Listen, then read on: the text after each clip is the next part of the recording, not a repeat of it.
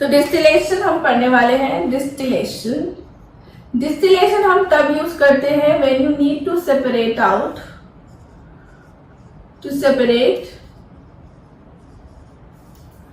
Miscible liquids. जैसे immiscible liquids के लिए हमने यूज किया था कि हम सेपरेटिंग फनल इसका इस्तेमाल करते हैं।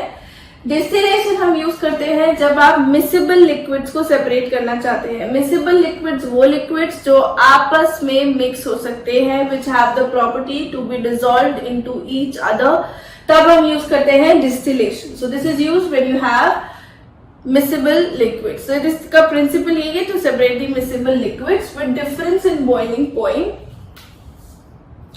whose difference in boiling point is more than 25 Kelvin or 25 degrees Celsius। यानी कि अगर A कोई कंपोनेंट है मिक्सचर का, तो उसका बॉइलिंग पॉइंट B से 25 डिग्री सेल्सियस से ज्यादा होना चाहिए। मान लीजिए अगर इसका हमारे पास 70 है, तो इसका सपोज मान लीजिए 20 है, 50 डिग्री, तो इन्हें हम डिस्टिलेशन से सेपरेट कर सकते हैं। ठीक है, मान लीजिए इसका हमारे पास 110 है, तो इसका करीब हमारे पास 80 है, तो हम इन्हें डिस्टिलेशन से सेपरेट कर सकते हैं। अगर ये आपके पास 85 है, तो भी हम इसे डिस्टिलेशन से सेपरेट कर सकते हैं। बट अगर ये आपके पास 90 हो जाता, तो हम इसे डिस्टिलेशन से सेपरेट नहीं कर पाते। इसे हम नॉर्मल डिस्टिलेशन से सेपरेट नहीं कर पाएंगे। इनके लिए हम यूज करते हैं फ्रैक्शनल डिस्टिलेशन। ठीक है, तो इनके लिए हम यूज करेंगे क्या? Fractional distillation. दोनों ही चीजें मैं आपको समझाऊंगी एक साथ, ताकि आपको इनका डिफरेंस भी समझ में आ जाए। This is to separate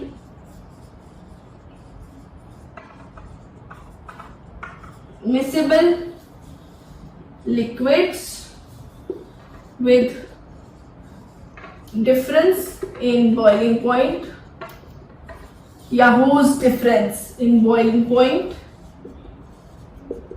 is less than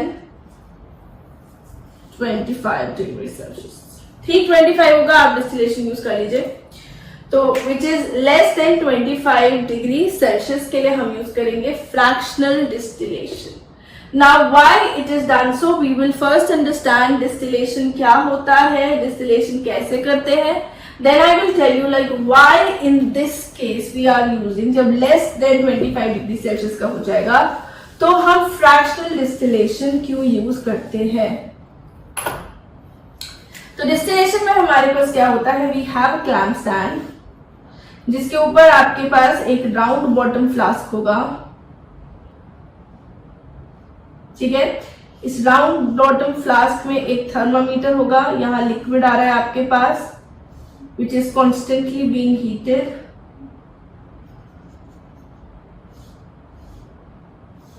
ठीक है, यहाँ पे आपके पास इसमें ये कॉर्क वगैरह लगा हुआ है। This is the thermometer, consider this is the thermometer.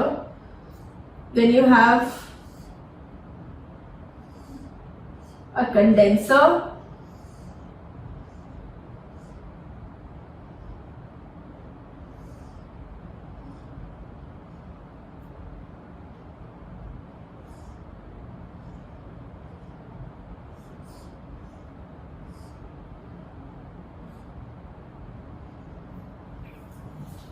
just something like this। ठीक है, ये बहुत प्रॉपर डायग्राम नहीं है, you can refer to your books. This is your round bottom flask. It is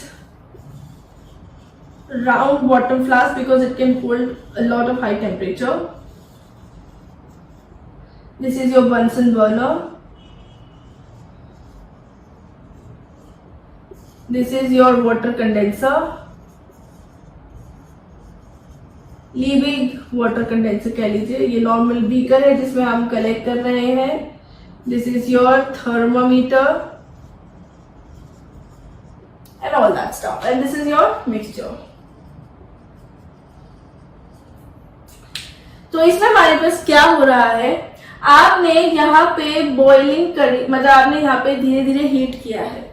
अब हीट करने से क्या होगा, जिस भी कंपोनेंट का बॉइलिंग पॉइंट आ जाएगा, जैसे मैंने कहा कि हम इसमें मिसिबल लिक्विड यूज करें जिसमें आपके पास difference in boiling point is more than 25 degree Celsius, तो जिसका बॉइलिंग पॉइंट कम होगा वो चीज पहले वेपर बनाएगी।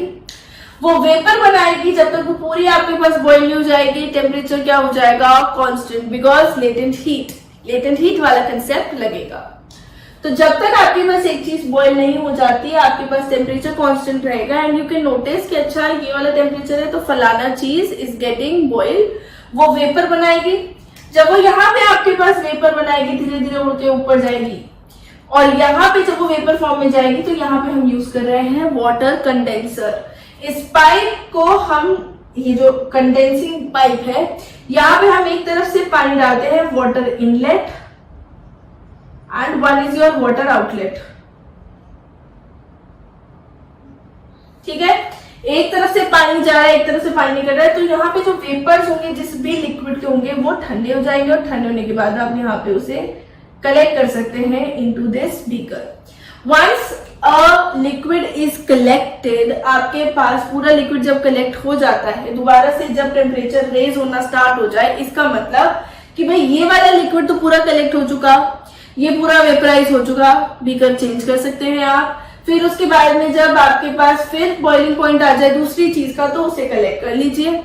आप एक से ज्यादा, मतलब सिर्फ दो ही कंपोनेंट्स नहीं, 3-4 लिक्विड्स के मिक्सचर को भी, जिनके डिफरेंस इन बॉइलिंग पॉइंट इस तरीके से रिलेटेड हो, उन्हें भी आप इससे सेपरेट आउट कर सकते हैं।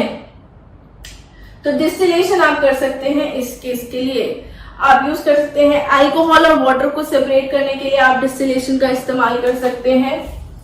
तो एग्जाम्पल में you can write alcohol and water can be separated by this distillation. आप डिस्टिलेशन डिस्टिल्ड वाटर के लिए भी कर सकते हैं, जैसे आपने देखा होगा बैटरीज वगैरह में या गाड़ियों में आपके पास डिस्टिल्ड वाटर रिक्वायर्ड होता है। Distilled water is that water which is free from all the salts in the water. जैसे हम घर पे पानी वगैरह का इस्तेमाल करते हैं, उसके अंदर बहुत सारे सॉल्ट्स डिसॉल्व होते हैं, आप उन्हीं को बैटरीज या कार्स में इस्तेमाल नहीं कर सकते, हम वहां पे डिस्टिल्ड वाटर का इस्तेमाल करते हैं। ऐसे ही लैब्स में हमें डिस्टिल्ड वाटर चाहिए होता है।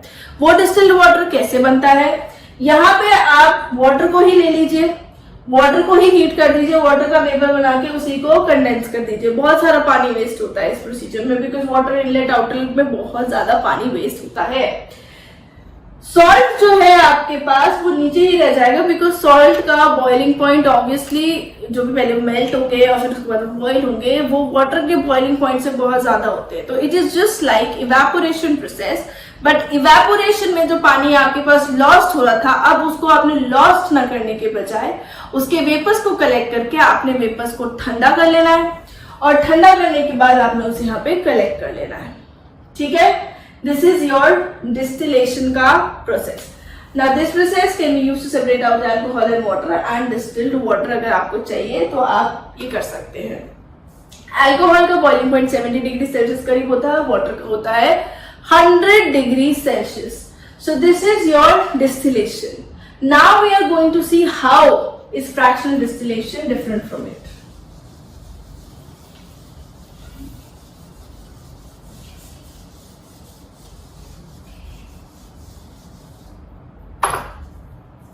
अब हम बात करने वाले हैं फ्रैक्शनल डिस्टिलेशन की।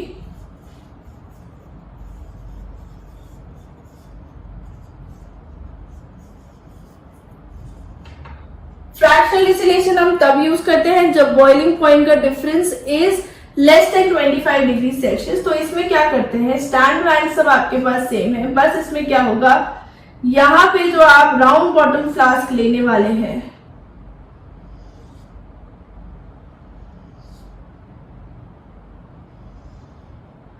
उस राउंड बॉटम फ्लास्क के ऊपर में आपके पास एक फ्रैक्शनेटिंग कॉलम लगा हुआ है।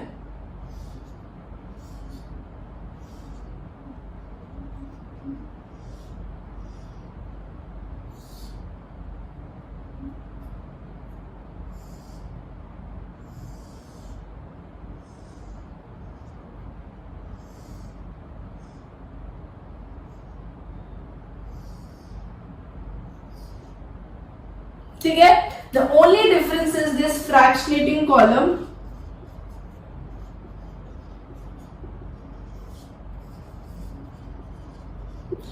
ये फ्रैक्शनेटिंग कॉलम में होता क्या है, आपके पास एक कॉलम है, उसके अंदर छोटे छोटे छोटे छोटे बीट्स लगे हुए होते हैं।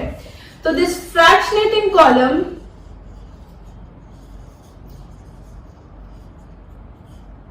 is used to provide different temperature zones। ये आपको डिफरेंट टेम्परेचर जोन्स प्रोवाइड करता है। तो फ्रैक्शनल डिस्टिलेशन हम क्यों यूज करते हैं, बेसिकली जब 25 डिग्री सेल्सियस से कम हो जाता है, जब 25 डिग्री सेल्सियस से कम आपके पास डिफरेंस इन बॉइलिंग पॉइंट हो, तो इवेपोरेशन का कंसेप्ट बहुत ज्यादा लगना स्टार्ट हो जाता है। आपको याद हो तो इवेपोरेशन होता है जब भी किसी चीज का बॉइलिंग पॉइंट से पहले वेपर बन जाता है, दैट इज योर इवेपोरेशन। तो अगर मान लीजिए कोई चीज हमारे पास 100 डिग्री पे बॉईल हो रही है और समथिंग हमारे पास 90 डिग्री पे बॉईल होती है, तो जब 90 डिग्री का टेम्परेचर आ जाएगा तो 100 डिग्री सेल्सियस वाली जिसका बॉइलिंग पॉइंट ज्यादा है वो भी वेपराइज करना स्टार्ट कर देगी, क्योंकि उसके बॉइलिंग पॉइंट से पहले उसके ऊपर के पार्टिकल्स को इतना एनर्जी मिल जाएगा, जो भी नीचे के पार्टिकल्स हैं या ऊपर के पार्टिकल्स उनको एनर्जी इतना मिल जाता है कि वो वेपराइज हो जाएंगे। अब 90 डिग्री पे ही दोनों के ही वेपर बना रहे हैं, तो जो हमारे पास यहाँ हम बीकर में कलेक्ट करेंगे वो प्योर नहीं होगा। दोनों ही सॉल्वेंट्स आपके पास, दोनों ही लिक्विड्स आपके पास हो सकते हैं। For that case, we use fractionating column. This fractionating column will provide different temperature zones. जितना नीचे होगा ये उतना इसका ज्यादा टेम्परेचर होगा, क्योंकि यहाँ पे एनर्जी क्या है, ज्यादा यहाँ से हीटिंग हो रही है। धीरे धीरे जैसे इस फ्रैक्शनेटिंग कॉलम में आपके पास डिस्टेंस इंक्रीज होता जाएगा। मान लीजिए ये फ्रैक्शनेटिंग कॉलम है, इसमें छोटे छोटे छोटे छोटे ऐसे बीड्स लगे हुए हैं,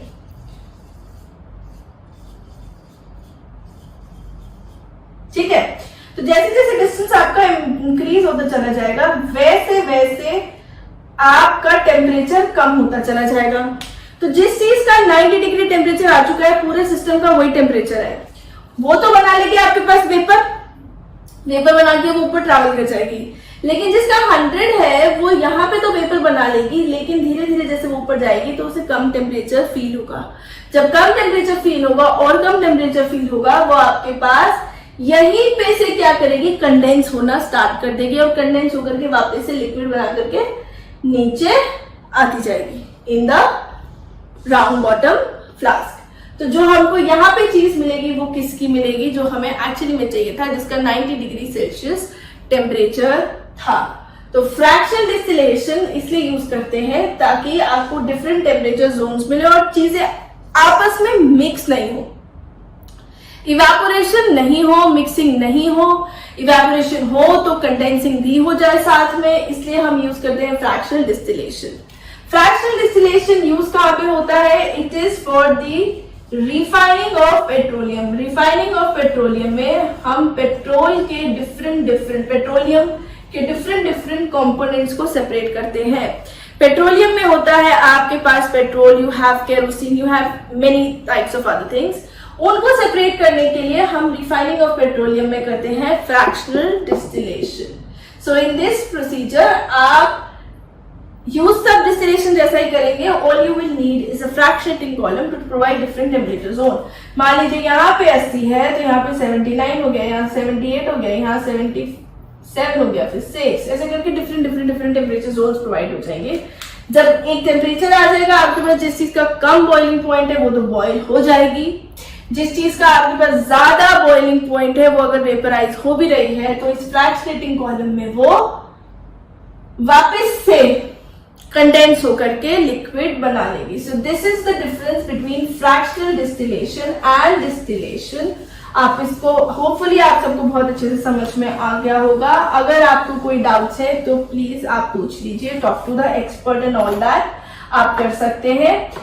नेक्स्ट क्लास में हम पढ़ेंगे सेपरेशन ऑफ एयर के बारे में and we will be doing filtration of water.